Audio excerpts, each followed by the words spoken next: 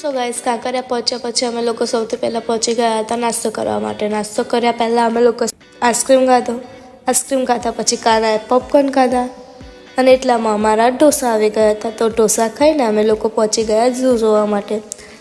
બંનેનો face same to same આવે છે એકદમ. હા યાર પછી જોયો વાઘ. આ વાઘે એટલો જોરદાર અવાજ કર્યો હતો ને કે યાર વાત જ છોડી દો.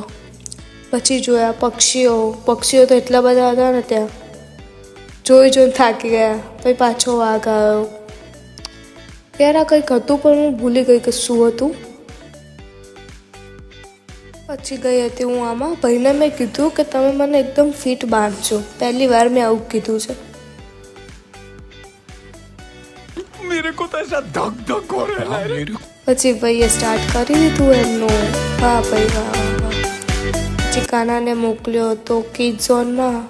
એ ભાઈને કીધું કે મને વિડીયો બનાવી આપો. તો ભાઈએ કીધું તમે જાતે જ અંદર જઈને વિડીયો બનાવી દો. વાહ ભાઈ વાહ. લગભગ એ ભાઈ મને ઓળખતા હતા આઈ થિંક, મને એવું લાગ્યું. પછી અમે લોકો બેઠા ટ્રેનમાં બેઠા. પછી આ ટ્રેનમાં તો બહુ ગોલ ફર્યા અમે લોકો.